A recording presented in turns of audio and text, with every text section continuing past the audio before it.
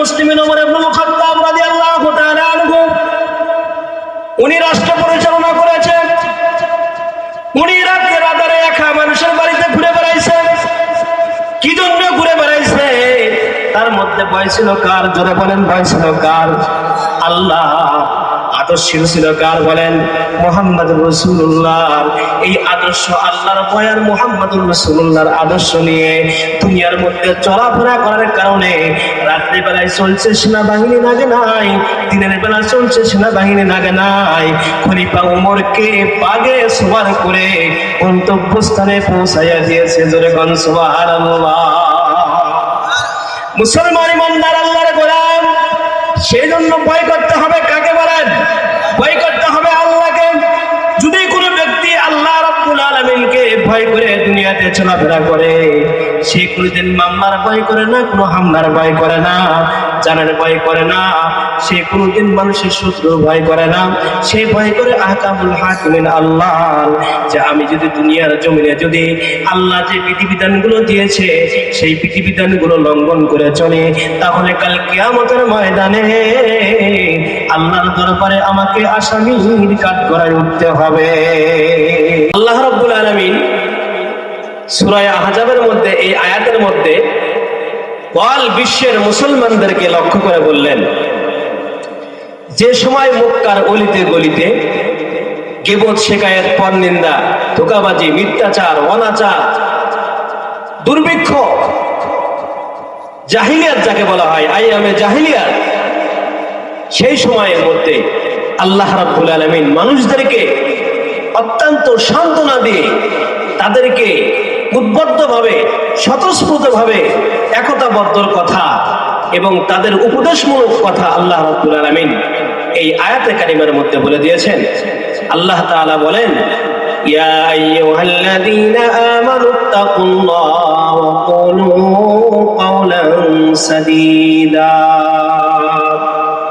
আল্লাহ তাআলা বলেন যে হে ঈমানদাররা, হে মুমিনগণ, হে ঈমানদার নারীরা, হে ঈমানদার পুরুষেরা, হে ঈমানদার স্বাধীনেরা, হে ঈমানদার গোলামেরা, সমস্ত মুসলমানদেরকে আল্লাহ তাআলা ঈমানদার বলে ডাকতে বললেন যে আমানুত্তাকুল্লাহ, আল্লাহকে কি করো? ভয় করো। আমানুত্তাকুল্লাহ, আল্লাহকে ভয় করো। আল্লাহ তাআলা কোরআনে কারিমের মধ্যে কত জায়গায় যে আমানুত্তাকুল্লাহ বলেছেন। কি জন্য বলেছে? যে মানুষ যখন যেই কোনো ভাবে কোনো ক্ষমতায় যায়, কোনো প্রশাসনে যায়, যেই কোনো জায়গায় মানুষ নেতৃত্ব দেওয়ার জন্য যায়, ওই জায়গায় যদি আল্লাহর ভয় না থাকে, ওই ব্যক্তিকে দ্বারা সব কাজ করা সম্ভব। কি বলেন, কথা ঠিক না?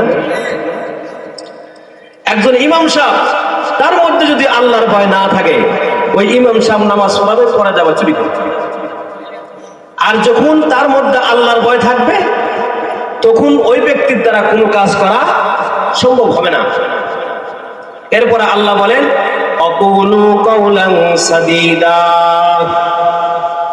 আর যদি কথা বলো সরল, সত্য, সঠিক কথা বলবে, মিথ্যা কোনো আশ্রয় গ্রহণ করবে না, সত্য কথা বলবে। কথা বললে সত্য কথা বলবে। প্রথম আল্লাহ কি বললেন?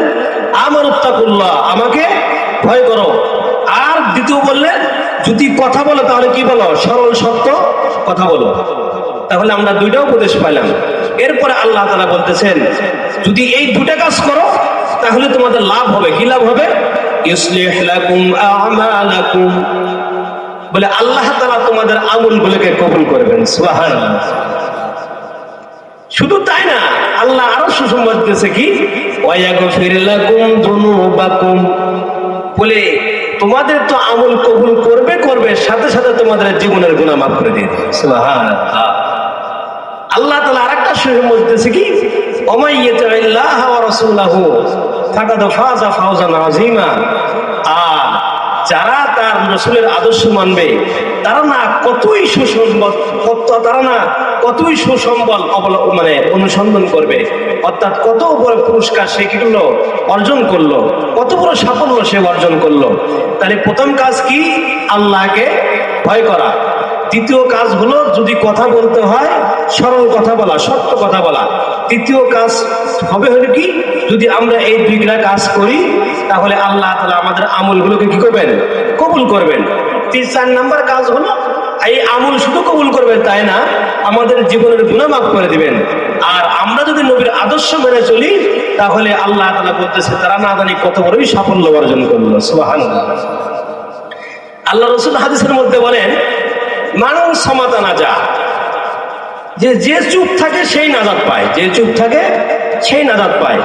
আজকে আমাদের দেখেন অল বাংলাদেশের মধ্যে, পৃথিবীর কথা বাদে দিলাম, আমাদের এই 56,000 বর্গ মাইলের মধ্যে একটা জরিপ করে দেখা যায় আজকে মানুষ যেখানে বসতেছে অহেতুক কথাবার্তা, বিভিন্ন বেভাষা কথার মধ্যে মানুষ লিপ্ত হয়ে আছে। আল্লাহ রাসূল এই জন্য বললেন মান সামাতা নাজা, যে চুপ থাকে সেই কি পায়? নাজাত পায়। যে চুপ থাকে সেই নাজাত পায়। হ্যাঁ, আমাকে কথা বলতে হবে, আমি 2টা দিনই কথা বলবো, আমাকে কথা বলতে হবে, আমি আল্লাহ রাসূলের বরত্বের কথা বলবো, তাহলে আমার আমলের মধ্যে কি আসবে? কামিয়াবি আসবে। আর যখন আমার মুখ দিয়ে অহেতুক কথা বলবো তখন আমার মুখটা বিভিন্ন রকমের ভাষা কথা বের হয়ে যায়। সেজন্য আল্লাহ রাসূল সাল্লাল্লাহু আলাইহি ওয়াসাল্লাম একটা হাদিসের মধ্যে বলেছেন যে ব্যক্তি 2টা জিনিসকে হেফাজত করবে সেই ব্যক্তির জান্নাতে যাওয়ার দায়িত্ব আমি রাসূল নিজে নিলাম। 1 নাম্বার হলো যে ব্যক্তি তার জবানকে হেফাজত করবে, যে ব্যক্তি তার জবানকে হেফাজত করবে। 2 নাম্বার হলো যে ব্যক্তি তার গুপ্ত অঙ্গকে হেফাজত করবে, যে ব্যক্তি তার গুপ্ত অঙ্গকে কি করবে? হেফাজত করবে। অনেক হাদিস আছে এবং কোরআনের মধ্যে আল্লাহ তাআলা মুমিনদের বিষয়ে একটা সূরা নাযিল করেছে। সুবহানাল্লাহ বলেন 17 নাম্বার পারা। এই 17 নাম্বার পারার শুরুতে সূরা মুমিনুন নাযিল করছে, 1 থেকে নিয়ে 10 নাম্বার আয়াত পর্যন্ত আল্লাহ তাআলা শুধু মুমিনদের বর্ণনাই করছে। মুসলমান ভাইরা আমার, তা আল্লাহর ভয় এটা কি? আল্লাহর ভয় এটা কিভাবে হয়?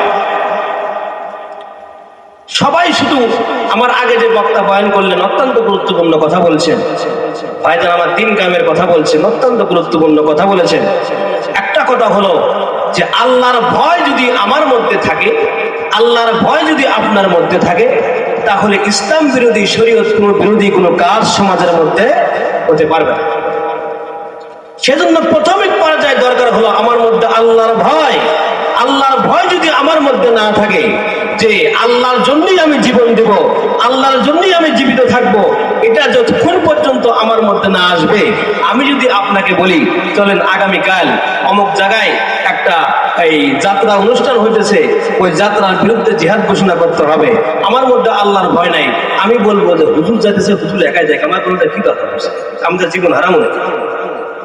আর যদি আল্লাহর ভয় যদি আমার অন্তরের মধ্যে থাকে, তাহলে আমাকে বলতে হবে কি না, আল্লাহ তাআলা দেখতেছে, যদি আমি এই জায়গায় না যাই, যদি আমি এই জিহাদের ময়দানে না যাই, তাহলে তো আমি মুনাফিকদের অন্তর্ভুক্ত হয়ে যাব। আল্লাহকে ভয় কেমনে করতে হবে? মনে করেন যে আমি আসামি, আমাকে ধরার জন্য পুলিশ আসে, আমি পুলিশকে কি করি? টাকা পয়সা দিয়ে দিই এবং পুলিশকে আমার এজেন্ট বানিয়ে দিছি, যে তুমি যেদিন আমাকে গ্রেফতার করতে আসবা সেদিন তুমি কি করবে? আমাকে আগে টেলিফোন করে জানায় দিবা, অথবা পুলিশে বলে যে আপনাকে আমি কি করব? টেলিফোন করে জানায় দিব, আপনি কি করবেন? ওই সময় বাড়ির থেকে সরে যাবেন। তো পুলিশকে বারবার ওয়ারেন্ট জারি করা হয় যে আসামিকে গ্রেফতার করে নিয়ে আসো, কিন্তু পুলিশ এসে আসার আগেই কি করে? টেলিফোন করে দেওয়ার কারণে আসামি কি করে? বাড়ির থেকে চলে যায়, যার কারণে পুলিশ কি করতে পারে না? আসামি ধরতে পারে না। লাস্ট পর্যন্ত ওসি সাহেব বারবার ইনকোয়ারি করতেছে, কি ব্যাপার, তোমরা তাকে ধরতে পারো না কেন?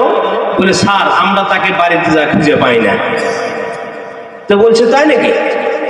তো উনি একদিন সিভিল ড্রেসে রাস্তার দিকে, মনে করেন যে আপনাদের এই পুরাতন হাটখোলা থেকে জোরগাড়ির দিকে ওই আসামির বাসা, উনি জোরগাড়িতে আসতেছেন সিভিল ড্রেসে, শার্ট প্যান্ট নাই, লুঙ্গি পরা, একটা শার্ট গাউজ দেওয়া, হাফ শার্ট গাউজ দেওয়া।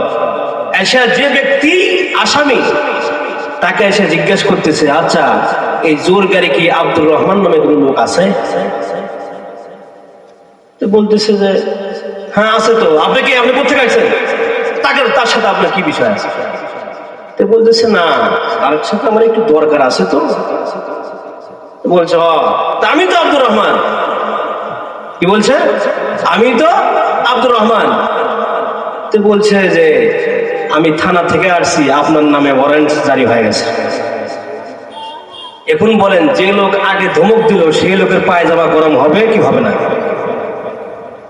যে লোক কিছুক্ষণ আগে ধমক দিল সেই লোকই পরে যা বলতেছে, স্যার ভুল হয়ে গেছে স্যার, আমি আব্দুর রহমান, স্যার আমাকে আপনি ধরেন না। কি জন্য এই ভয় করছে? আগে ভয় করলো না কেন, আর এখন ভয় করলো কেন? আগে পরিচয় জানে নাই, যার কারণে সে ভয় করে নাই। এখন পরিচয় জানছে, যার কারণে সে ভয় করতেছে। কি বলেন, কথা ঠিক না? মুসলমান ভাইরা আমার, ঠিক তদ্রূপ ভাবে আল্লাহ রাব্বুল আলামিন আজ থেকে 1450 বছর আগে যে এলানটা দিয়ে গেছেন, আমানতাকুল্লাহ, তোমরা আল্লাহকে ভয় করো। এই ভয় করার মধ্যে কি পরিমাণ ভয় করলে আল্লাহ তাআলা সন্তুষ্ট হবে, কি পরিমাণ ভয় করলে আল্লাহ তাআলা খুশি হবে, এটাকে আমি আপনাকে জন্য বোঝা দরকার। মুসলমান ভাইরা আমার, যেই সমস্ত ব্যক্তিগুলো আল্লাহ রাব্বুল আলামিনকে দেখে ভয় করেছে, সেই সমস্ত ব্যক্তিগুলো তো সোনালী যুগে চলে গেছে। যারা আল্লাহকে ভয় করার কারণে তারা ব্যাংক ব্যালেন্স করে নাই, তারা রাষ্ট্র পরিচালনা করেছে, নিজে খায় নাই, প্রজাদেরকে খাওয়াইছে। কথা বলেন ঠিক কিনা? এমন বেশি এক ব্যক্তি ছিল, রাষ্ট্র পরিচালনা করেছে, তার পাঞ্জাবি অথবা জুব্বায় 3টা তালি দেওয়া জামা গাওয়ার দিয়েছে। এমনও আল্লাহর প্রেমিক বান্দা আল্লাহকে দেখে ভয় করেছে, যে বান্দা ডানে তাকালে আল্লাহকে দেখে, বামে তাকালে আল্লাহকে দেখে, সামনে তাকালে আল্লাহকে দেখে, যার কারণে আল্লাহর বান্দা আল্লাহর মারিফাতে ডুব দিয়ে দুনিয়া থেকে চলে গেছে। মুসলমান ভাইরা আমার, আজকে আমাদের দেশের কথা যদি বলি, আজকে আমাদের দেশে শুধু চেয়ারম্যান নয়, মেম্বার নয়, অল বিশ্বের মধ্যে যতগুলো রাষ্ট্র পরিচালক আছে, প্রত্যেকটা মানুষ যদি তিনি একবার যদি আল্লাহর কথা স্মরণ করত, তাহলে তাদেরকে বাংলার জমিন থেকে পিছনের দেশে পালায়া যাওয়া লাগতো না। কথা বলেন ঠিক কিনা? খলিফাতুল মুসলিমিন ওমর ইবনুল খাত্তাব রাদিয়াল্লাহু তাআলা আনহু, উনি রাষ্ট্র পরিচালনা করেছেন। উনি রাতে রাতারে একা মানুষের বাড়িতে ঘুরে বেড়াইছে। কি জন্য ঘুরে বেড়াইছে? তার মধ্যে ভয় ছিল কার? জোরে বলেন, ভয় ছিল কার? আল্লাহ। আদর্শ ছিল কার? বলেন, মুহাম্মদুর রাসূলুল্লাহ। এই আদর্শ আল্লাহর ভয় আর মুহাম্মদুর রাসূলুল্লাহর আদর্শ নিয়ে দুনিয়ার মধ্যে চলাফেরা করার কারণে রাত্রি বেলায় চলছে সেনাবাহিনী নাগে নাই, দিনের বেলা চলছে সেনাবাহিনী নাগে নাই। খলিফা ওমরকে বাগে সওয়ার করে গন্তব্যস্থানে পৌঁছাইয়া দিয়েছে। জোরে কোন সুবহানাল্লাহ। মুসলমান ইমানদার আল্লাহর গোলাম, সেই জন্য ভয় করতে হবে কাকে বলেন? ভয় করতে হবে আল্লাহকে। যদি কোনো ব্যক্তি আল্লাহ রাব্বুল আলামিনকে ভয় করে দুনিয়াতে চলাফেরা করে, সে কোনোদিন মামলার ভয় করে না, কোনো হামলার ভয় করে না, জানের ভয় করে না, সে কোনোদিন মানুষের শত্রু ভয় করে না। সে ভয় করে আহকামুল হাকিমিন আল্লাহ, যে আমি যদি দুনিয়ার জমিনে যদি আল্লাহ যে বিধিবিধানগুলো দিয়েছে সেই বিধিবিধানগুলো লঙ্ঘন করে চলে, তাহলে কাল কিয়ামতের ময়দানে আল্লাহর দরবারে আমাকে আসামির কাঠ করায় উঠতে হবে। এই জ্ঞান তাদের মধ্যে ছিল, যার কারণে তো তারা দায়িত্ব পাইলে তারা থরথর করে কাঁপত। আর আমাদের এগুলো কি করে? দায়িত্বের জন্য লাফালাফি করে। কি জন্য? যে গেলেই তো কামাই, গেলে কি কামাই। আগে আগে তার বাসা ছিল টিনের ঘর, যেই ক্ষমতায় গেছে যা দেখেন 5 তলা 10 তলা বাড়ি হয়ে গেছে। কথা ঠিক না? আঙ্গুল ফুলে কলা গাছ হয়ে গেছে। করছে কি হয়েছে? করছে আরে আমার জানা মতে একটা লোক কাহালুতে উনি রিক্সা চালাতেন। আমি অনেকদিন ওনার গাড়িতে আসি, তো উনি হট করে একদিন দেখি যে শার্ট প্যান্ট টাই লেগে ঘুরতেছে। কি ব্যাপার? এই কোথ থেকে পিএইচডি পাস করে বাড়াইলাম। পরে দেখি যে ওদিন সরকারি দলের এখন মানে সায়েন্স হয়েছে। হ্যাঁ, সর্বনাশ। তা আমাদের তো পোশাক আছে, তো গোঁজ গাছ পরে আছে, ওর শরীরে পোশাকের কোনো গোঁজ গাছই নাই।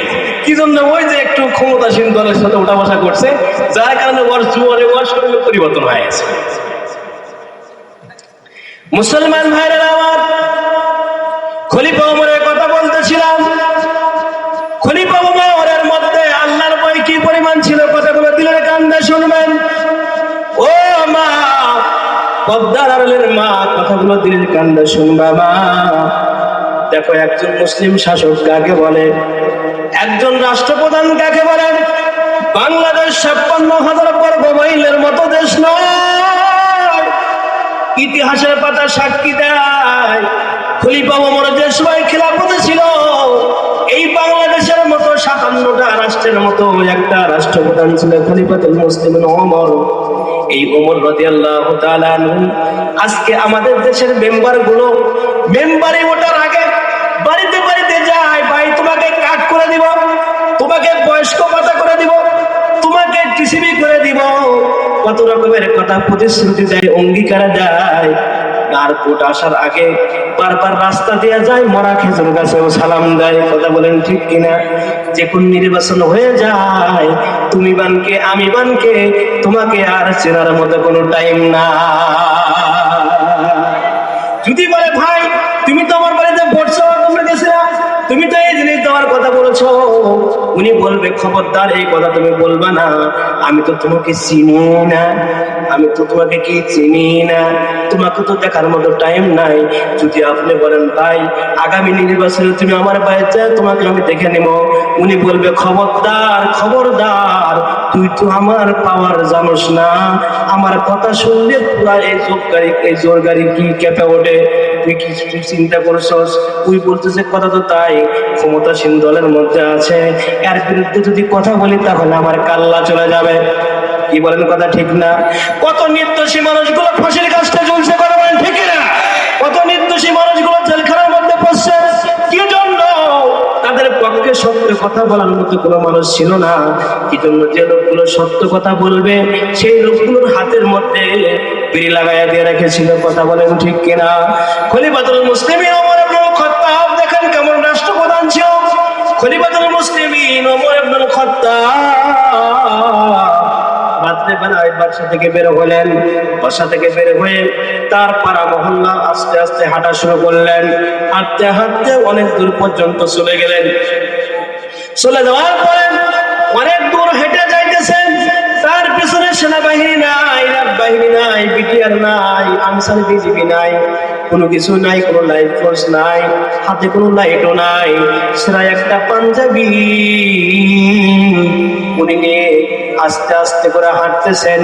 অনেক দূর যাওয়ার পরে দেখে মরুভূমির প্রান্তরের মধ্যে একটা তাঁবু গাড়া আছে। ওই তাঁবুর মধ্যে ছোট ছোট বাচ্চারা মনে হয় কান্নাকাটি করতেছে, আর বাহিরে একটা বৃদ্ধা মহিলা কি যেন চুলার উপরে দিয়ে জাল করতেছে। খলিফাতুল মুসলিমিন ওমর ইবনুল খাত্তাব আস্তে আস্তে করিয়া ওই মহিলার দিকে রওনা হয়ে গেলেন। তাঁবুর দিকে রওনা হয়ে যায়, তাঁবুর কাছাকাছি যা জিজ্ঞাসা করলেন, মা, যখন ডাক দিয়েছে মা, তুমি কোথা থেকে আসছো, কি জন্য এখানে আসছো, তুমি কি করতেছো? বাসার মধ্যে এই ঝুপড়ির মধ্যে তাঁবুর মধ্যে বাচ্চাগুলো কান্নাকাটি করে, কি জন্য, তুমি কি করতেছো? মহিলা ডাকতে বলে, পথিক, আমার ঘরে আজকে কয়দিন যাবৎ চুলা জ্বালানোর মতো কিছু নাই। আমার বাচ্চারা যখন কান্নাকাটি করে, বাচ্চাদেরকে ঘুমানোর জন্য করিয়া পাতিলের মধ্যে আমি পানি দিয়ে রেখেছি। এই পানিগুলো কি করবে? পানিগুলো যখন জাল হতেছে, টকবক টকবক করতেছে, বাচ্চারা আমাকে ভিতর থেকে ডাকতে বলতেছে, মা, খানা দাও। তখন আমি বলি, বাবা একটু ধৈর্য ধারণ করো, সামান্য একটু ধৈর্য ধরলে তোমরা খানা পাইবা। যার কারণে আমি এই জাল পাতিলটাকে হাসুলার উপরে জাল করে দিয়েছি। মূলত এদের মধ্যে কোনো পাতিলের মধ্যে কোনো খাবার নাই। এরকম করতে করতে আমার বাচ্চাগুলো যখন ঘুমায়া যাবে, বাচ্চাগুলো ঘুমায়া যাওয়ার পরে আমি পাতিলকে হাসাল থেকে চুলা থেকে আলোক করিয়া রাখিয়া আমিও তাদের সাথে ঘুমায়া যাব। সকালবেলা যখন ঘুমার থেকে উঠবে, সন্তানেরা বলবে, মা, খানা দাও। আমি তখন পাতিলটাকে আবার চুলার উপরে দেব। চুলার উপরে দেওয়ার পরে আবার যখন পানি দিব, বাচ্চা যখন আবার খাবার চাবে, আমি ডাক্তার বলবো, বাবা খানা আসতেছে, তোমরা একটু বাইরে যা খেলা করে আসো। এরকম ভাবে তাদেরকে আমি ফাঁকিতে ফাঁকিতে এই কাজগুলো করতে থাকবো। আমিরুল মুমিনিন খলিফাতুল মুসলিমিন দুই চোখে পানি টপ টপ করে ছাড়ে। কিতাবের মধ্যে লেখছে খলিফা ওমর মুহূর্তের মধ্যে ঘাবড়াইয়া গেলেন, আর মহিলাকে ডাক দিয়ে বললেন, মা দেখি তুমি একটু দাঁড়াও, তোমার জন্য আমি কিছু করতে পারি কিনা, দেখি তো তোমার জন্য আমি কিছু করতে পারি কিনা। মহিলাকে ওই জায়গায় রাখিয়া খলিফাতুল মুসলিমিন ওমর সুদূর মরুভূমি পাড়ি দিয়ে মদিনার বাইতুল মালে চলে গেলেন। বাইতুল মালে যাওয়ার পরে ওখানকার যে এজেন্ট ছিল, যে জেলার ছিল, যার নাম হলো আসলাম, আসলামকে ডাকতে বলতেছে, আসলাম রে একটা বস্তা আটা বের করো, কিছু তেল বের করো, কিছু চর্বি বের করো, কিছু বীজ বের করো, কিছু খেজুর বের করো, বের করে একটা বস্তার মধ্যে উঠাও, আর আটার বস্তাটা আমি খলিফা আমার ঘাড়ের উপরে তুমি উঠাইয়া দাও। আল্লাহু আকবার বলে। মুসলমান ভাই আমার, খলিফাতুল মুসলিমিন ওমর এই কথা বলার পরে খলিফার যে গোলাম ছিল আসলাম, আসলাম একটা বলতেছে, আমিরুল মুমিনিন দয়া করে আপনার গোস্তাকে মাফ করবেন, আপনি এই বস্তা পিঠে নিলে তো মান সম্মান থাকবে না, আমি আপনার গোলাম আছি, আপনি বলেন কোন জায়গায় নিয়ে যেতে হবে, আমি নিয়ে যেতে চাই। খলিফা ডাকতে বলে, আসলাম রে আজকে তুমি মান সম্মানের ভয় করতেছো, কালকে আমাদের ময়দানে যদি আল্লাহর দরবারে আমাকে জবাবদিহিতা করতে হয়, ওই সময় কি তুমি আমার বোঝা তুমি নিতে রাজি আছো কিনা? খলিফা ওমর ডাকতে বলে, আসলাম রে দয়া করিয়া তুমি বস্তাটা আমার ঘরে উঠাইয়া দাও। যখন বস্তাটা যখন ঘরে নিয়েছে, কিতাবের লেখক লেখে যখন বস্তাটাকে যখন ঘরে নিয়েছে, বস্তাটাকে ঘরে লইয়া খলিফা ওমর আর আসলাম আস্তে আস্তে রাস্তার দিকে হাঁটতেছে। হাঁটতে হাঁটতে মরুভূমির মধ্যে যায় দেখে সন্তানগুলো কাঁদতে কাঁদতে ঘুমিয়ে গেছে। খলিফা ওমর ডাকতে বললেন, মা তুমি এখান থেকে ওঠো। যখন মহিলা যখন ওখান থেকে উঠলেন, খলিফা ওমর নিজে বস্তা খুললেন, বস্তা খুলে সেখান থেকে কিছু আটা ওর মধ্যে দিলেন, দেওয়ার পরে আসলামকে বললেন, আসলাম তুমি এখানে খামির তৈরি করো। আসলাম খামির তৈরি করলো, আর ওর খলিফা ওমর নিজে হাতে কি করলেন, রুটি বেললেন, বেলানি বলেন নাকি, রুটি বেললেন। রুটি বেলার পরে তাওয়ার মধ্যে দিয়া ভাজি করিয়া কিছু চর্বি, কিছু তেল, কিছু খেজুর দিয়ে হালুয়া তৈরি করলেন। করার পরে খলিফা ওমর ডাকদা বলতেছে, মা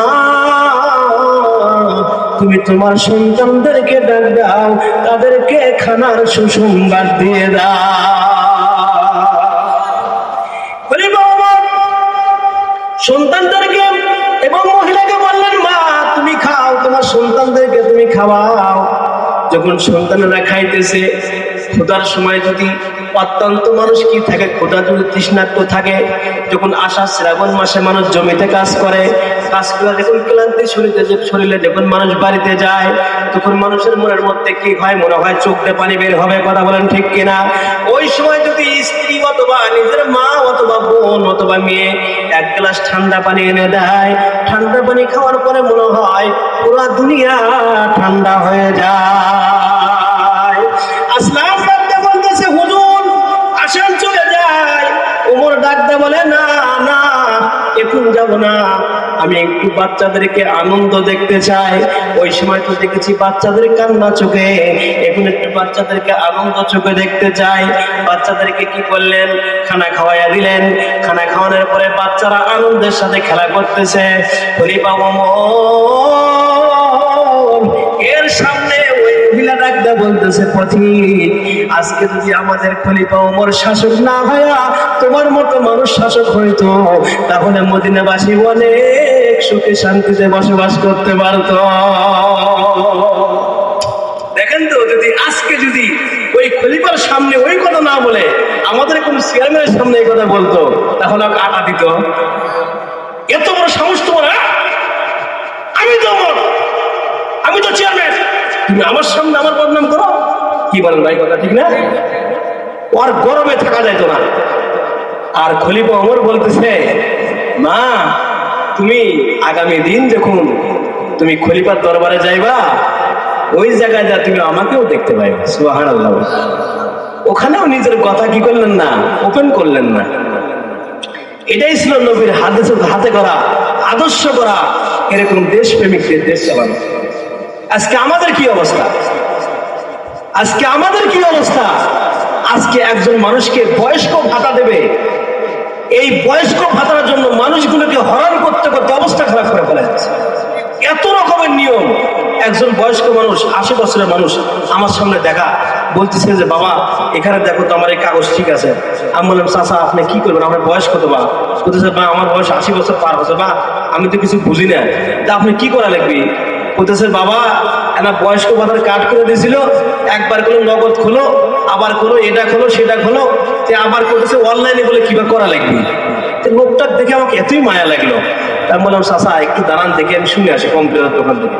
তা আমি বললাম যে এখানে কি করা লাগতেছে যে অনলাইনে এই আবেদনের জন্য, এই পাতার জন্য? তো বলতেছে, হুজুর এখানে ওনার নিজস্ব আইডি কার্ড অথবা মানে সিম, নিজস্ব সিম হলে জিনিসটা কি হয়, মানে ভালো হয়। তা আমি বললাম যে এই মুরব্বী মানুষে আর সিম কুড়ি পাবে, তো সিম টিম বলতে কিছুই বোঝা না।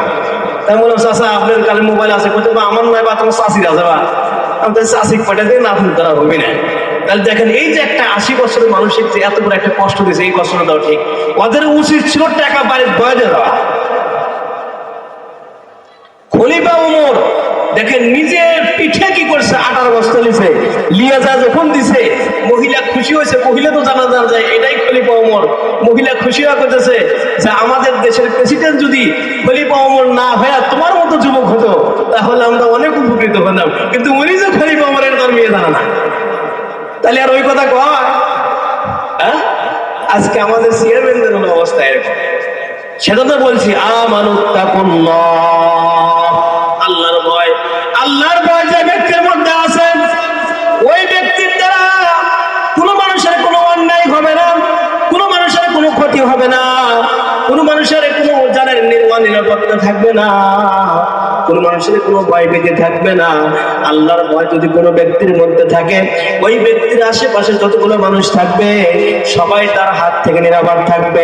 কেন? আল্লাহর রাসূল বলেন, আল মুসলিমু মান সালিমাল মুসলিমুনা মিন লিসানিহি ওয়া ইয়াদিহি।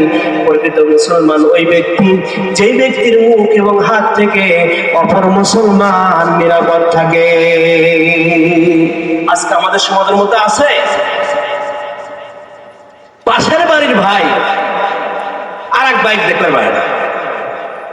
মুসলমানের তো নাই, মুসলমান শুধু নামে আছে কিন্তু কামে নাই। সব জায়গার ফিতনা, মসজিদের মধ্যে ফিতনা, মাদ্রাসায় ফিতনা, সমাজের মধ্যে ফিতনা। এগুলো পরিবর্তন হবে করতে। সব ফিতনা মূল হওয়ার এক কারণ, মানুষের মধ্যে আল্লাহর ভয় নেই। তাই আল্লাহর ভয় যদি মানুষের মধ্যে থাকতো তাহলে সঠিক কথা বলতো ওসমান হাদি, তাহলে ওইভাবে গুলি করে মারত। কত সুন্দর একটা আদর্শবান ছেলে ছিল, বাংলাদেশের একটা রত্ন। সে রত্নকে গুলি করে হত্যা করা হলো। এটা কাদের চক্রান্ত? ইহুদি আর খ্রিস্টানদের চক্রান্ত। ওরা জানে যে বাংলাদেশে এখনো 95% মুসলমানের সন্তান এখনো তকবীর দিয়ে তারা চলাফেরা করতেছে, যার কারণে মুসলমানদের মধ্যে বিভ্রান্তি করে দেওয়ার জন্য বিভিন্ন ষড়যন্ত্র শুরু করছে। কথা বলেন ঠিক কিনা? কিন্তু মুসলমান এখনো ঘুমায় রয়েছে। মুসলমান কি এখনো ঘুমায় রয়েছে? মুসলমানের একটা সঠিক কথা বলবেন, যা দেখেন তো ওরা ওর কলজাত লাগে। হুজুর যদি মসজিদে যদি সঠিক কথা কয় কি লাগে? ওর কলজাত লাগে। কিন্তু সঠিক কথা কবের কথা কে? আল্লাহ। আজকে তাফসীর দেখলাম সূরা নিসার মধ্যে আল্লাহ বলতেছে যে হে নবী আপনি বলেন যে যদি কোনো ব্যক্তি এই কথার মধ্যে গোরফের করে, একটু আঁকা বাঁকা করে, তাকে বলে দেন যে তার জন্য অত্যন্ত যন্ত্রণাদায়ক শাস্তি আছে। তার জন্য কি আছে? অত্যন্ত যন্ত্রণাদায়ক শাস্তি আছে। তো এখানে এই আয়াতের তাফসীরের মধ্যে আসছে যে মানুষ যখন কোনো কথা বলে, কোনো জায়গায় কোনো সাক্ষী দেয়, আমাদের জজ কোর্ট, সুপ্রিম কোর্ট, হাইকোর্ট, যত রকমের বিচার বিভাগ আছে প্রত্যেকটা জায়গাতে আজকে মিথ্যার দিকে আশ্রয় বেশি। সত্য কোনো কথা নাই বললে চলে। অথচ আল্লাহ রাব্বুল আলামিন কি বলতেছে? ইয়া আইয়ুহাল্লাযীনা আমানু কুনু কাওয়ামিনা বিল কিসতি শুহাদা। এই ইমানদাররা, তোমরা সত্য কথা বলো এবং সত্যের পক্ষে কি করো? সাক্ষী প্রদান করো। এই আয়াতের তাফসীরের মধ্যে লেখছে যে যদি কোনো ব্যক্তি যদি কথার মধ্যে হেরফের করে, অথবা এই আয়াতের পরের লাইনের মধ্যে আসে যে একজন ব্যক্তি সাক্ষী দিবে, সে একটা অন্যায় কাজ করছে, সে সাক্ষী দিবে কিন্তু সে চিন্তা করতেছে এটা তোমার নিজের বাবা, সেজন্য কি করলো না, সে কথাটা ওইদিকে না বলে একটু প্যাঁচ খিলে বললো। আবার দেখতেছে এটা তোমার নিকটতম আত্মীয়, এর বিরুদ্ধে তো সত্য সাক্ষী দেওয়া যাবে না। এরপরে দেখতেছে যে এই লোকটা তো অত্যন্ত জলিল, এর বিরুদ্ধে যদি আমি সত্য কথা বলি তাহলে আমার অবস্থা খারাপ হবে। আল্লাহ বলতেছে আল ফাকিরান। আবার চিন্তা করতেছে এই লোকটা তো দরিদ্র, এর দিকে এই কথা বলে আমার লাভ কি? আল্লাহ বলতেছে যদি তোমরা এই কথার মধ্যে এরকম ঘোরফের করো তাহলে আযাবুন আলীম, তোমাদের জন্য রয়েছে অত্যন্ত যন্ত্রণাদায়ক শাস্তি। আজকে দেখেন আমাদের পারিবারিক জীবন থেকে নিয়ে আজকে আমরা ইসলামী দল সবাই করি, এরপরে বিভিন্ন দলে নিমজ্জিত, কিন্তু যদি কোনো নিজেদের মধ্যে যদি কোনো বিবাদ সৃষ্টি হয় ওই জায়গায় সত্য কথা বলতে গিয়ে সবাই কি বলেন, কথা ঠিক না? সমাজের মধ্যে বিভিন্ন ফিতনা। এখন কয় ভাই তোমার চাচাতো ভাই ওই কাজ করে, হচ্ছে বুঝিস না, ওটা তো আমাকে দলের লোক, বুঝিস না? হ্যাঁ, আরে মিয়া সত্যের কথা মিথ্যা কথা বললে আপনার ইসলামের দল করে আপনার লাভ কি? কোন লাভ আছে? 4 পয়সার দাম নাই।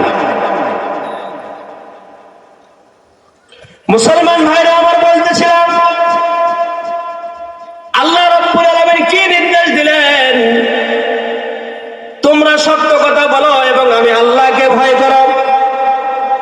যদি সেই সত্য কথা, যদি সেই সাক্ষী যদি তোমার নিজের বিরুদ্ধে যায়, তোমার বাবার বিরুদ্ধে যায়, তোমার নিকটতম আত্মীয় স্বজনের বিরুদ্ধে যায়, এমনকি তোমাদের দেশের মধ্যে সবচাইতে প্রভাবশালী ব্যক্তির বিরুদ্ধেও যদি যায়, এরপরে তুমি সত্য কথা বলো। কেননা যদি তুমি সত্যের মধ্যে কারচুপি করো, কাল কিয়ামতের ময়দানে এই কথার জন্য তোমাকে আল্লাহর দরবারে জবাবদিহিতা করতে হবে। মুসলমান ভাইরা আমার বলতেছিলাম খলিফাতুল মুসলিমিন ওমর ইবনুল খাত্তাব রাদিয়াল্লাহু তাআলা আনহু এমন একটা সংবিধান কায়েম করেছিলেন, আল্লাহর দেওয়া সংবিধান, যে সংবিধানের মধ্যে আল্লাহ রাসূল যার হাতে হাতে গড়া সাহাবী 2 জনের মধ্যে 4 জনের মধ্যে বিশিষ্ট সাহাবী, যার নাম ছিল খলিফাতুল মুসলিমিন ওমর ইবনুল খাত্তাব রাদিয়াল্লাহু তাআলা আনহু, কোরআনে কারীমের মধ্যে 3 থেকে 4 জায়গায় যার প্রশংসার জন্য আল্লাহ তাআলা কোরআনের মধ্যে আয়াত নাযিল করেছেন, যার থিওরির জন্য আল্লাহ তাআলা সন্তুষ্ট হয়ে সেই কথা নবী আলাইহিস সালাতু ওয়াস সালামকে কোরআনের ভাষায় বলে দিয়েছেন যে ওমর যে সিদ্ধান্ত দিয়েছে এটা সঠিক সিদ্ধান্ত। মুসলমান ভাইরা আমার, খলিফাতুল মুসলিমিন ওমর কি দ্বারা রাষ্ট্র পরিচালনা করেছেন? বলেন তো দেখি, কি দ্বারা রাষ্ট্র পরিচালনা করেছেন? আল্লাহর কোরআনের সংবিধান দ্বারা রাষ্ট্র পরিচালনা করেছেন। কিন্তু বর্তমান বাংলাদেশ নয়, শুধু যত বিশ্বের মধ্যে যত মুসলিম কান্ট্রি আছে, কোন দেশের মধ্যে কি কোরআনের সংবিধান সঠিক মতো আছে? কেন নাই? কারণ আমাদের দেশের মধ্যে কিছু মুনাফিক আছে। এই সমস্ত মুনাফিকরা, এই সমস্ত নাস্তিকেরা বলে ধর্ম থাকবে ধর্মের জায়গায়, কোরআন থাকবে কোরআনের জায়গায়। আজকে যখন ধর্মকে যখন কোরআন থেকে বিচ্ছিন্ন করে দিয়েছে, তখনই আজকে ধর্মদ্রোহী সৃষ্টি হয়ে গিয়েছে। কারণ কোরআনের মধ্যে রাজনীতি আছে না নাই? কথা বলেন। কোরআনে কারীমের মধ্যে আল্লাহ তাআলা দুনিয়ার সৃষ্টি থেকে নিয়ে দুনিয়া শেষ পর্যন্ত আল্লাহ তাআলা কোরআনের মধ্যে বলে দিয়েছেন। কিন্তু বড় দুঃখের বিষয় হলো আমাদের দেশের মানুষ আমরা এমন ভাবে ইংলিশ মিডিয়ামে ঝুঁকিয়া পড়েছি, কোরআনে কারীমের শিক্ষাকে পায়ের নিচে পদদলিত করেছি, যার কারণে আমাদের মুসলমান ঘরের সন্তান তারা বলে ইসলাম কোরআনের মধ্যে রাজনীতির কোনো কথা না। আরে মুসলমান, আজকে যদি তোমার সন্তানকে যদি কারিমের শিক্ষা দিতা, আজকে যদি তোমার সন্তানকে নবীর আদর্শকে শিক্ষা দিতা, তাহলে সেই ছেলে কোনোদিন নাস্তিকিত্ব কথা বলতো না, সেদের কোনোদিন ধর্মকে ধর্মের জায়গায় রাখতো না, ইসলামকে ইসলামের জায়গায় রাখতো না, রাজনীতিকে রাজনীতিকের জায়গায় রাখতো না, তিনটা মিলে এক জায়গায় রাখতো। আজকে কোরআন থেকে যখন রাজনীতি যখন আলাদা করে দিয়েছে, তখনই এই রাজনীতির মধ্যে ইহুদি খ্রিস্টানেরা বসে আছে। আর বাংলাদেশ নয়, শুধু অল বিশ্বের মুসলমানেরা ইহুদিদের পায়ের গোলামি করতেছে। কারণ ওরা জানে, যদি ইহুদি যদি মুসলমানেরা যদি কোরআনে কারীম দ্বারা রাষ্ট্র পরিচালনা করে, তাহলে তো বলবে চুরি করলে হাত কাটো। কি বলেন, কথা ঠিক না? এই কথা কি আমার না, আমার বাবা না? আল্লাহ তাআলা কোরআনের মধ্যে বলেছেন, ওয়াসারিকু ওয়াসারিকাতু ফাকাতু আইদিয়াহুমা। আল্লাহ বলে, যদি কোনো পুরুষ যদি অথবা কোনো নারী যদি চুরি করে, তাহলে তার ডান হাত কেটে দাও। যদি এরকম আইন যদি বাংলার পার্লামেন্টে যদি বাস্তবায়ন করা যায়, আমি তো আল্লাহর কোরআন সামনে রেখে বুকে হাত দিয়ে বলতে পারি, আগামীকাল দেখা যাবে অত্যন্ত 50% মানুষের হাত কাটা। কি বলেন, কথা ঠিক না? টেবিলের নিচ দিয়ে চুরি করে, মানুষের গম চুরি করে, রাস্তার রস চুরি করে, রাস্তার টেন্ডার হয়েছে 5 কিলো, কেটে করলো 3 কিলো। এটাকে আল্লাহ দেখে নাই? না, আল্লাহ দেখে না মনে? আল্লাহ দেখে। আল্লাহ দেখলো তো আল্লাহ তো কোনদিন ধরলো না। ওরা কি মনে করে, আমি খাইতেছি আমি খাবো, এটা কার কোনদিন বিচার হবে সেদিন দেখা যাবে। মুসলমান ভাইরা আমার, যদি কোনো কোরআনের পার্লামেন্টে যখন কায়েম হয়ে যাবে, তখন বলবে যে ব্যক্তি বিবাহিত ও অবিবাহিত ছেলে জিনা করেছে, তাকে 69টা বেত্রাঘাত করো। একটা ছেলেকে যদি এই সমাজের মধ্যে যদি বেত্রাঘাত করা হয় জিনা করার কারণে, আগামীকাল থেকে 70 জন বলা হয়ে যাবে। কথা বলেন, কথা ঠিক কিনা? আর যদি কোনো বিবাহিত কোন নারী এবং পুরুষ যদি জিনা করে, আল্লাহ তাআলা তার হাবিবকে জানায় দেয়, আপনি ঘোষণা করে দেন তারা যেন কি করে, তাকে এরকম বুক পর্যন্ত মাটির নিচ, মাটির কোমর পর্যন্ত মাটির মধ্যে দাবায়া তাকে যেন পাথর মেরে তাকে সঙ্গে সঙ্গে সার করে মেরে ফেলে দেয়। এটা কার আইন? আল্লাহর আইন। একজন বিবাহিত পুরুষ একজন বিবাহিত নারীকে যদি এরকম দৃষ্টান্তমূলক শাস্তি পাথর মেরে নিক্ষেপ করে দেওয়া হয়, আমার তো মনে হয় বাংলাদেশ 7 দিনের মধ্যে বলা হয়ে যাবে, কোন র্যাব সেনাবাহিনীর দরকার হবে না। আর যদি বলে দেওয়া হয় যেরকম আসমান হাদিকে হত্যা করা হলো, আমি সূরা বাকারার মধ্যে দেখলাম, আজকে তাফসীরে দেখলাম, এর মধ্যে আল্লাহ রাব্বুল আলামিন নবীকে জানায় দিলেন, এরকম মদিনায় হিজরত করার পরে আল্লাহর নবী সাল্লাল্লাহু আলাইহি ওয়াসাল্লামের কাছে 2টা গোত্র আসলেন। আসার পরে বললেন, ইয়া রাসূলুল্লাহ, ইয়া হাবিবাল্লাহ, আমাদের এমক যুদ্ধের মধ্যে আমাদের একটা মেয়ে মারা গেছে, অথবা আর একটা মেয়ে মারা গেছে, এর প্রতিশোধ গ্রহণ করার জন্য আমরা তাদের 2 জন পুরুষকে হত্যা করব। আল্লাহ রাসূল সাল্লাল্লাহু আলাইহি ওয়াসাল্লাম যখন এই কথাটা শুনলেন, আল্লাহ রাসূল তো কোনো কথা নিজের থেকে বলে না, সবকে বলে আল্লাহ তাআলা, মুহাম্মদ হরগিজ না গুফতা, মুহাম্মদ হরগিজ না গুফতা, তানা গুফতা জিবরাইল হরগিজ না গুফতা, তানা গুফতা রব্বুল জামিল। মুহাম্মদ রাসূলুল্লাহ সাল্লাল্লাহু আলাইহি ওয়াসাল্লাম 2 গোত্রকে ডাক দেয়া বলল, ঠিক আছে তোমরা যাও, তোমাদের সমাধান আমি দিয়ে দিব। আল্লাহ রাব্বুল আলামিন কোরআনে কারীমের মধ্যে আয়াতে কারিমা নাযিল করে দিলেন, ইয়া আইয়ুহাল্লাযীনা আমানু কুতিবা আলাইকুমুল কিসাসু ফিল কাতলা, আল হুররু বিল হুররি ওয়াল আবদু বিল আবদি ওয়াল উনসা বিল উনসা। আল্লাহ রাব্বুল আলামিন জানায় দিলেন, এ আমার হাবিব, আপনি কি করেন? আপনি তাদেরকে জানায় দেন, যদি কোনো ব্যক্তি যদি এরকম হত্যার প্রতিশোধ গ্রহণ করতে চায়, যদি সে ব্যক্তি স্বাধীন অবস্থায় মৃত্যুবরণ করে, তাহলে স্বাধীন একজনকে তার বদলে কিসাস করতে হবে। যদি সে অস্বাধীন অবস্থায় মৃত্যু হত্যা করে, তাহলে অস্বাধীনকে একজনকে হত্যা করতে হবে। যদি সে ব্যক্তি একজন পুরুষকে হত্যা করে করে থাকে তাহলে তার পরবর্তী একজনকে পুরুষকে হত্যা করতে হবে। এই বিধানকার বলেন, এই বিধানকার আল্লাহর।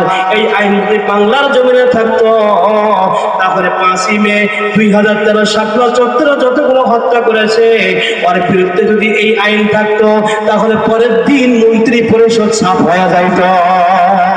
কথা বলেন ঠিক কিনা? এই আইন যদি বাংলাদেশে থাকতো ওসমান হাদিকে দিনের বেলা গুলি করিয়া পলায়া যাইতে পারতো কি? পলায়া যেতে পারতো না। কেন পলায়া যাইতেছে?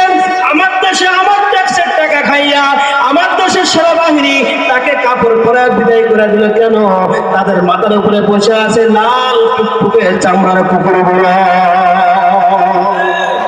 বীর মুসলমান দরওয়াল কোরআন ফিরায়ানো সেই হারানো সম্মান। জোরে বীর মুসলমান দরওয়াল কোরআন ফিরায়ানো সেই হারানো সম্মান। বীর মুসলমান নারে তাকবীর আল্লাহু আকবার, নারে তাকবীর আল্লাহু আকবার, তোলো ধ্বনি জড়ায়া রাখমান। বীর মুসলমান দরওয়াল কোরআন ফিরায়ানো সেই হারানো সম্মান। বীর মুসলমান। ঠিক কিনা? মুসলমান ভাইরা আমার বলতেছিলাম আজকে কোরআনের পার্লামেন্ট না থাকার কারণে বাংলাদেশের মধ্যে এত যত অশান্তি, এগুলো একটার মাত্র কারণ হলো কোরআনের পার্লামেন্ট না থাকার কারণে। আর কোরআনের পার্লামেন্ট অতক্ষণ পর্যন্ত বাস্তবিত হবে না যতক্ষণ পর্যন্ত মানুষ আল্লাহ এবং তার রাসূলের পূর্ণ আনুগত্য না করবে। বলতেছিলাম কোরআনের পার্লামেন্ট কিভাবে পরিচালনা করেছে খলিফাতুল মুসলিমিন ওমর ইবনুল খাত্তাব, যার শাসনামলের কথা বলতেছিলাম। খলিফা ওমর রাষ্ট্রের পরিধানের মধ্যে বসা, সেই সময়ে একজন গোলাম বাইন দেশ থেকে ইয়ামান দেশ থেকে আসতেছিল হজ পালন করার জন্য, আল্লাহর নবীর রওজা মুবারক জিয়ারত করার জন্য। কথাগুলো দিলের কান্দে শুনবেন ইনশাআল্লাহ। আগামীকালে তাফসীর মাহফিল থাকবে না, আগামীকালে নাসিরউদ্দিন মিশরাদিকে আর পাবেন না। কথাগুলো দিলের কান্দে শুনে রাখবেন। আর দেখা হবে কি হবে না জানি না। খলিফাতুল মুসলিমিন ওমর ইবনুল খাত্তাব রাষ্ট্রের মধ্যে বসা, এমন দেশ থেকে একটা যুবক আসতেছে আল্লাহর নবীর ঘর, আল্লাহর নবীর রওজা এবং আল্লাহ তাআলার ঘর বাইতুল্লাহ জিয়ারত করার জন্য। আল্লাহর বান্দা এমন দেশ থেকে, আগে তো এরকম এরোপ্লেন ছিল না, জল জাহাজের মাধ্যমে অথবা মানুষ পথ সওয়ারির মাধ্যমে মানুষ হজ করতে পালন করার জন্য যাইতেছিল। খলিফাতুল মুসলিমিন ওমর মদিনার শাসক হঠাৎ করে এমন দেশ থেকে যখন আল্লাহর ঘর তপ করার জন্য যখন রওনা হয়ে গেলেন, রওনা করার জন্য গেলেন, 2 দিন পথ চলতে চলতে আল্লাহর বান্দা ক্লান্তি ভাব হয়ে গেছে। আল্লাহর বান্দা ক্লান্তি দূর করার জন্য যখন কোনো জায়গা পাইতেছে না, হঠাৎ করে দেখা যায় মদিনার সীমান্তি এলাকার মধ্যে বিশাল বড় একটা খেজুর গাছের বাগান দেখা যায়। আল্লাহর বান্দা যুবক মনে করলেন আমাকে কি করতে হবে? আমাকে এখন এই বাগানের কাছে গোলাটাকে একটু বেঁধে রেখে আমাকে একটু বিশ্রাম গ্রহণ করতে হবে। বলে কেন? আমি তো অনেক ক্লান্ত হয়ে গিয়েছি, আমি যদি এই সময় বিশ্রাম না নিই তাহলে তো আমি আর সামনে অতিক্রম করতে পারবো না। মুসলমান ভাইরা আমার, আল্লাহর বান্দা যুবক ঘোড়াটাকে যখন বাগানের কাছে নিয়ে আসিয়া ঘোড়াটাকে দেখুন সে ব্যক্তি ছেড়ে দেয়, ছেড়ে দেয় বাদে কি বাজছে বেঁধে রাখছে অথবা ছেড়ে দিয়ে রাখছে কিতাবের মধ্যে দেখে বাজছে অথবা বাঁধে নাই। এমন অবস্থায় যে মানুষ দিনে বেলা পরিশ্রম বেশি করে সেই মানুষের ঘুম কিন্তু বেশি হয়। যারা মাঠে ঘাটে কোদাল মারতেছে তাদের ঘুম কম না বেশি? যারা দেখেন আলু ভর্তা ডাল ভাত দিয়ে খাইছে, খাওয়ার পরে স্ত্রীকে বলছেন মশারি একটা নাও, তার আগে নাকের ডাক তুলে ফেলে দিছে। কথা বলেন করেন ঠিক না? আর যারা এমপি মন্ত্রী প্রাইম মিনিস্টার যারা ঘুষের টাকা খাইতে খাইতে পেটটা গুন্ডারের সামনের মতো বানিয়ে ফেলে দিছে, রাত্রে বেলায় বিছানায় শুয়েছে, শোয়ার পরে আর ঘুম ধরে না। বেগমকে বলে ডাক্তারকে ফোন দাও, বলে কেন? প্যাকেজিং ইনজেকশন না করা পর্যন্ত আমার ঘুম ধরে না। কথা বলেন কথা ঠিক না? কথা বলেন না কেন? আল্লাহর বান্দা যুবক ঘোড়াকে রাখিয়া যখন মাত্র ঘুমায় গেছে, শুয়েছে, শোয়ার সাথে সাথে ঘুমায় গেছে, ঘুম পাড়তেছে। এই মুহূর্তে ওই যে বাগানের মালিক তার ছিল 2-3 সন্তান। একজন বৃদ্ধ মানুষ ছিল, বৃদ্ধ মালিক হলো বাগানের মালিক। ওই সন্তানদেরকে ডাকতে বলতেছে, বাবা অনেকদিন হয়ে যায় বাগানটাকে দেখে আসি না, আমি যাই বাগানটা দেখে আসি। সন্তানেরা ডাকতে বলতেছে, আব্বা যান, মরুভূমির মধ্যে অত্যন্ত তাপ, এই তাপের মধ্যে আপনি যাবেন না। সন্তানকে বলতেছে, না আমি এখনই যাব, আমি একটু দেখে আসি। সন্তানেরা ডাকতে বলতেছে, আব্বা যান, মরুভূমির মধ্যে আপনি যাবেন না। কিন্তু বাবা শোনে না।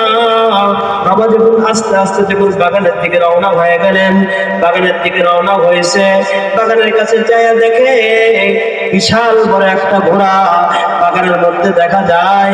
কিন্তু ঘোড়া ঘাস খাইতেছে না বটে, কিন্তু ঘোড়া বাগানের মধ্যে ঘাসগুলো খাইতেছে, কিন্তু তার পায়ের নিচে যেগুলো গাছ পড়তেছে ওই গাছগুলো ভেঙে যাইতেছে। আল্লাহর বান্দা বিদ্যা ঘোড়াটাকে দেখার পরে কি করলেন, একটু ভীতু সন্তুষ্ট হয়ে গেলেন। কি ব্যাপার, এই ঘোড়া কোত্থেকে আসলো, কিভাবে আসলো? আর বাগানের মধ্যে ঢুকার পরে এরকম ভাবে নষ্ট করতেছে, চারাগুলো নষ্ট করে ফেলতেছে। আল্লাহর বান্দা বিদ্যা বাগানের কাছে গেলেন।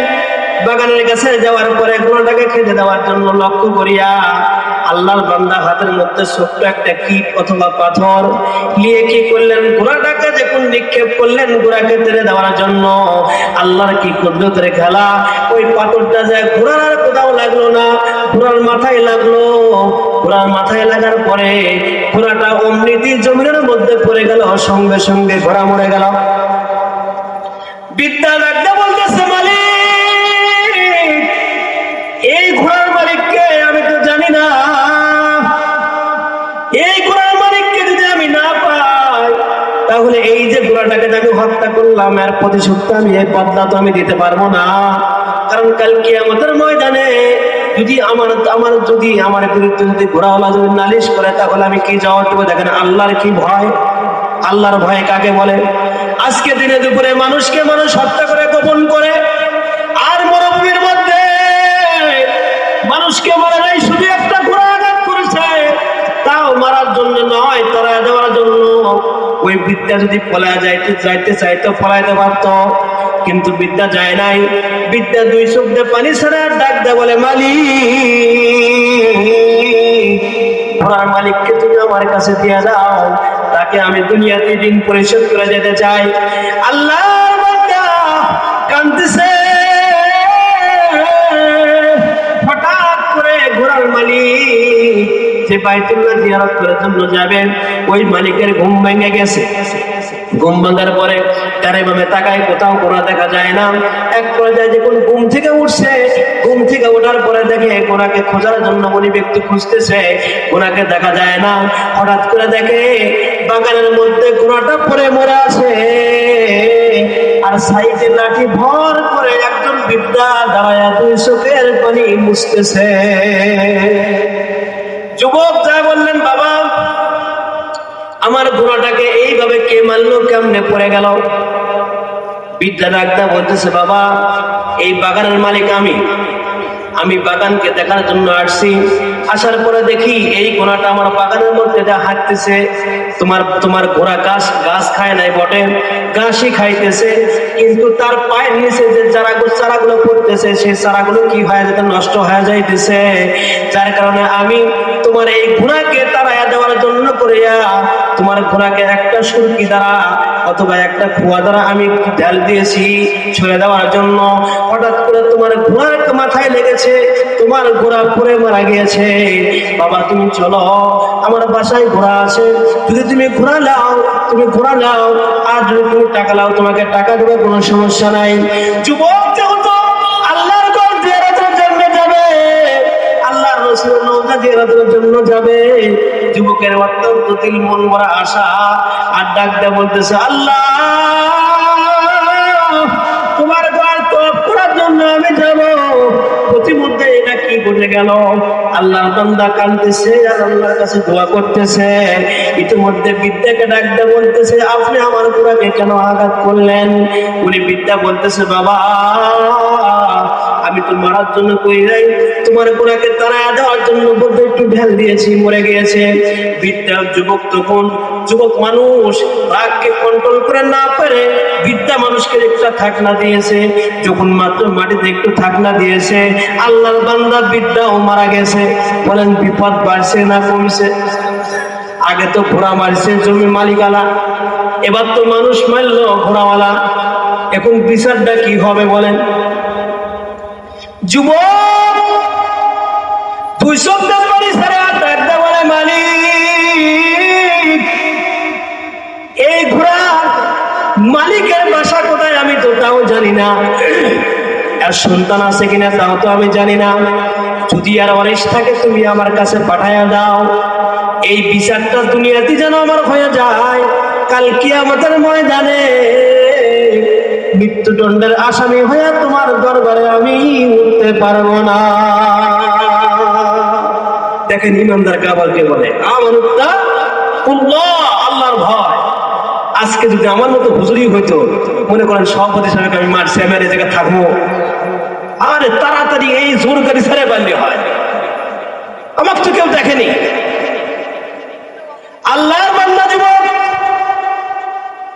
আল্লাহর কাছে কাঁদতেছে, আর ডাকতে বলতেছে, মালিক এর ওয়ারিসদেরকে তুমি আমার কাছে পৌঁছাইয়া দাও, আমি এদের থেকে ক্ষমা নিয়ে আমি দুনিয়ার থেকে চলে যাইতে চাই, আমি এখান থেকে চলে যাইতে চাই না। ওই যে বলেছিলাম বিদ্যার দুইটা সন্তান, যখন সন্ধ্যা হয়ে গেল দুইটা সন্তান ডাকতে বলতেছে, বড় ভাই ছোট ভাইকে ডাকতে বলে, বাইরে বাবা তো সকালবেলা গেল মরুভূমির মধ্যে বাগান দেখতে, এখনো তো বাবা ফিরে আসলো না, চলো যাই দেখি বাবা কোনো কিছু হইল কিনা, চলে যায়। কথা আছে না, যেটি ভাই বাঘের ভয় সেটি যায় কি হয় রাখি হয়। ভয় করতেছে দুই ভাই বাগানের দিকে যাইতেছে, হাঁটতে হাঁটতে যখন বাগান পর্যন্ত পৌঁছে গেল, যা বাগানের চতুর্পাশে করে বাবাকে দেখা যায় না, বাগানের ডান পাশ বাম পাশ পূর্ব পাশ দক্ষিণ পাশ সবকিছু দেখে, কিন্তু বাবাকে পাওয়া যায় না। হঠাৎ করে লক্ষ্য করে দেখে বাগানের মধ্যভাগে একটা ঘোড়া পড়ে আছে, ঘোড়ার পাশে তার বাবা পড়ে আছে, সাইডে একজন যুবক দাঁড়াইয়া কাঁদতেছে। আল্লাহর বান্দারা যার বলতেছে, হে পথিক তোমার বাসা কোথায়? এই ঘোড়ার মালিককে, আমার বাবাকে কে মেরে না, আমার বাবা কেমনে মারা গেল? যুবক তখন তার পূর্ণ বৃত্তান্ত খুলে বললেন, ভাই আমি একজন ইমানদেশী যুবক, আমি প্রত্যেক বছর আল্লাহর ঘর তপ করে নবীর রওজা জিয়ারত করি। এই বছরও তপ করার নবীর রওজা জিয়ারত করার জন্য আমি যাইতেছিলাম, হঠাৎ করে প্রতিমধ্যে আসার পরে আমি ক্লান্ত হয়ে যাই। ক্লান্ত হওয়ার পরে আমি একটু বিশ্রাম নেওয়ার জন্য এই জায়গায় ঘুমায়া পড়ি। ঘুমানোর পরে আমার ঘোড়াটা আপনার বাগানের মধ্যে ঢুকেছে, বাগানের মধ্যে ঢোকার পরে আপনার বাগানের মধ্যে কিছু গাছ খাইছে। ইতিমধ্যে আপনার বাবা আসছে, আপনার বাবা আসিয়া তাড়াইয়া দেওয়ার জন্য একটা পাথর মারছে। পাথর মারার পরে আমার ঘোড়াটা দুনিয়ার থেকে চলে গেছে। আমি যখন ঘুম থেকে উঠছে, ওঠার পরে আপনার বাবাকে জিজ্ঞাসা করেছি, বাবা আমার ঘোড়াকে কে মেরেছে? আপনার বাবা বলেছে আমি মেরেছি।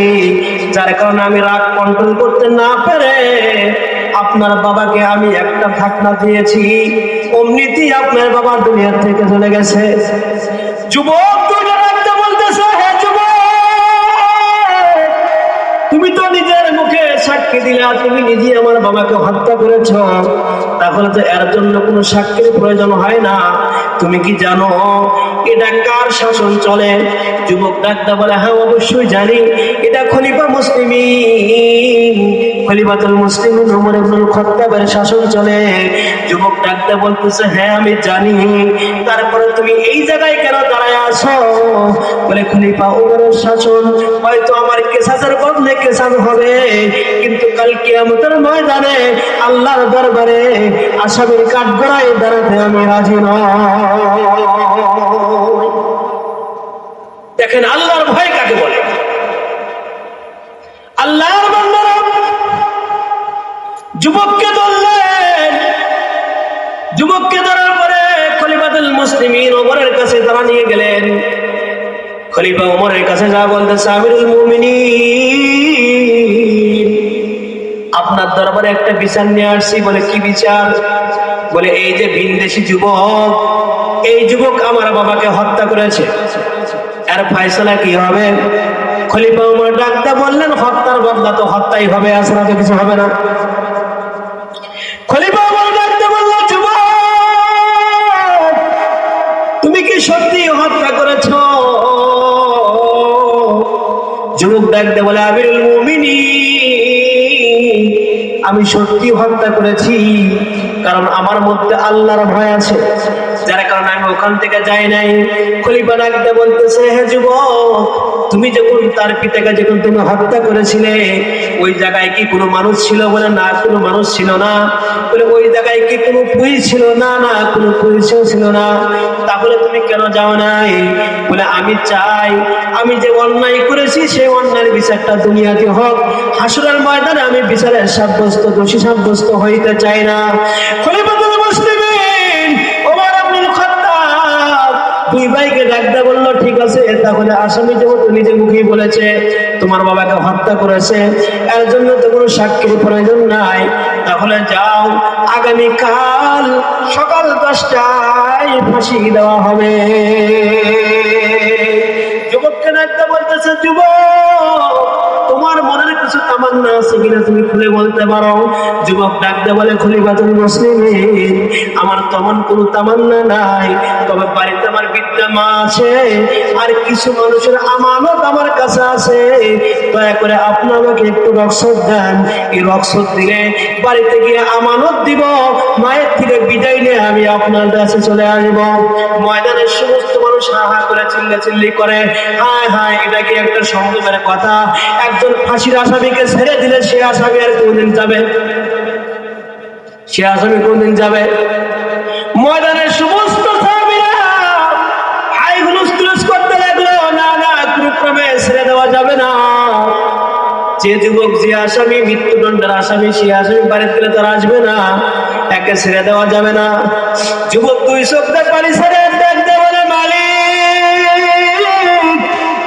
আমি যদি চাইতাম আমাকে খলিফাতুল মুসলিমিন বড় দেখে নাই, বিদ্যার সন্তানেরা আমাকে দেখে নাই, আমি যদি চাইতাম আমি গোপনে চলে যাইতে পারতাম, তোমার ভয়ে আমি ময়দানের মধ্যে দাঁড়িয়েছিলাম। আল্লাহ, তুমি আমাকে একটা ব্যবস্থা করে দাও, বাড়িতে যাবো, যদি আমি এখানে মারা যাই তাহলে আমার আমানত গুলো রক্ষা হবে না, আমার বিদ্যা মাও জানবে না, আমাকে একটু রক্ষত দেওয়ার ব্যবস্থা করে দাও।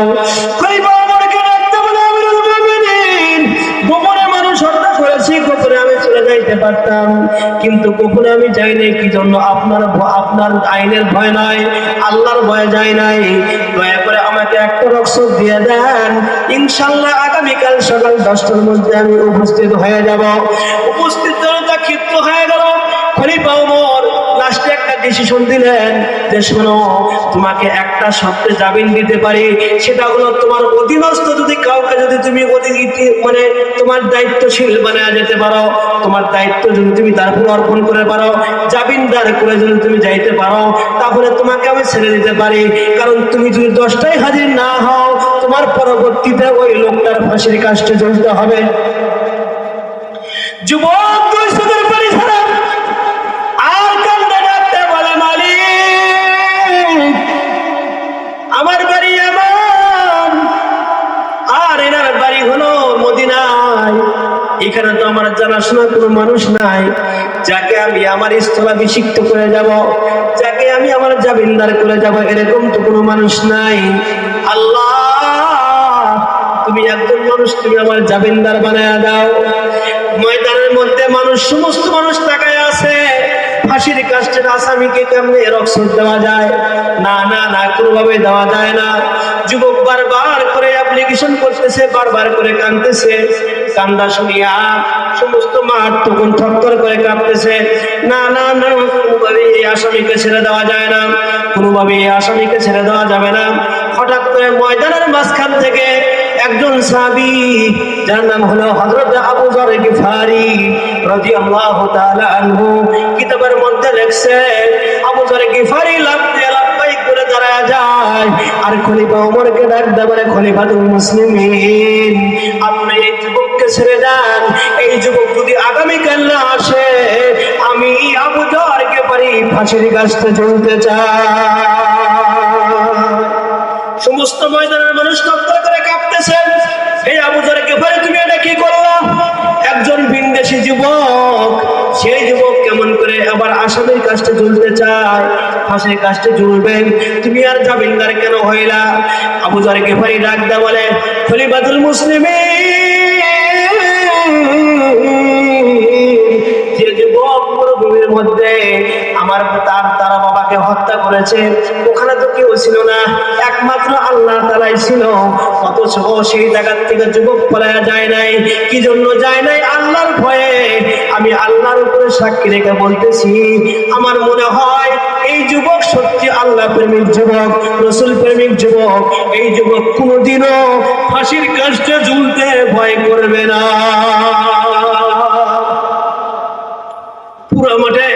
পুরা মাঠের মধ্যে কি হয়ে গেল? গজব সৃষ্টি হয়ে গেল। সমস্ত লোকজন কাঁদতেছে। আবু যর গিফারিকে ডাকতে বলতেছে, আমিরুল মুমিনিন, খলিফাতুল মুসলিমিন, এরকম করা যাবে না। কি জন্য? একজন ফাঁসির আসামি। আবু যর গিফারি বলতেছে, আমি জেনে শুনে এই কথা বলেছি।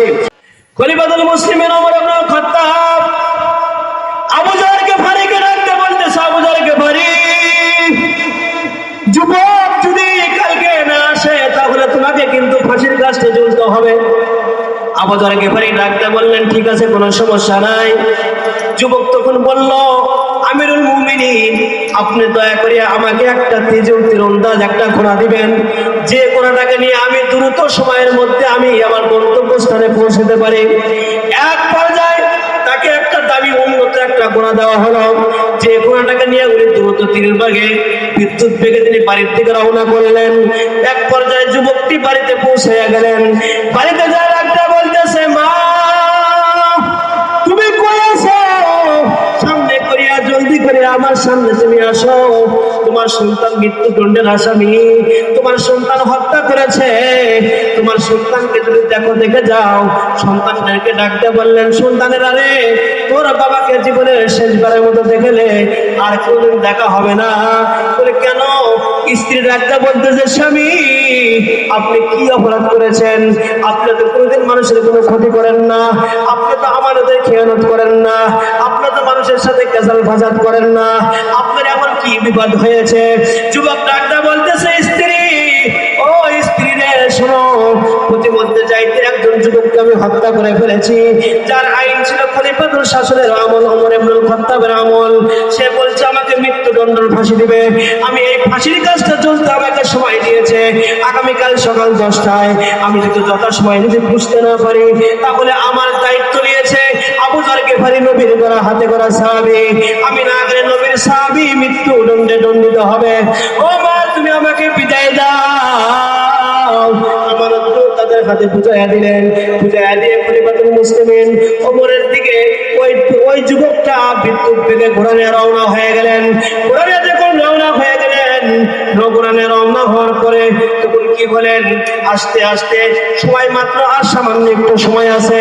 খলিফাতুল মুসলিমিন ওমর যত সময়ের মধ্যে সমস্ত মানুষগুলো কি হয়ে গেল, ফিল্ডের মধ্যে সমাবেত হয়ে গেল। ফিল্ডের মধ্যে সমাবেত হওয়ার পরে সবাই তাকায় আছে যুবকের দিকে। ওই যুবক তো আসে না। আবু যর গিফারিকে ডাকতে বলল, আবু যর গিফারি, তুমি প্রস্তুত হয়ে যাও। যুবক তার এগুলো তো ফেরত আসে না। এক পর্যায়ে দেখা যায় সাদা একটা ঘোড়া নিয়ে কে যেন দ্রুত বেগে আসতেছে, ডাকতে বলতেছে, আল্লাহর নবীর সাহাবীরা, একটু দাঁড়াও, একটু দাঁড়াও, একটু দাঁড়াও।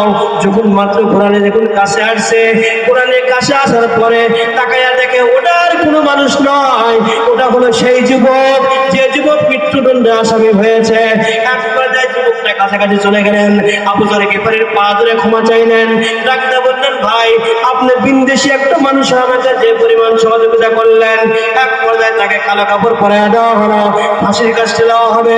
এই মুহূর্তে পিছন থেকে ওই বিদ্যার দুই ছেলে ডাকতে বলতেছে, খলিফাতুল মুসলিমিন ওমর, আমরা এই যুবককে ফাঁসি দিতে দেব না। বলে, কেন? বলে, এত বড় ন্যায় পরায়ণ একজন সন্তান কে এইভাবে ফাঁসি দেওয়া মারা যাবে না। আল্লাহ তাআলা সেজন্য বলেছেন, ইয়া আইয়ুহাল্লাযীনা আমানু কুনু بالقسط شهداء আল্লাহ রাব্বুল আলামিন যতটুকু কথা বললাম সকলকে আমল করার তৌফিক দান করেন। ওয়া আখিরু দাওয়ানা আলহামদুলিল্লাহি রাব্বিল আলামিন। আসসালামু আলাইকুম ওয়া রাহমাতুল্লাহি ওয়া বারাকাতুহু।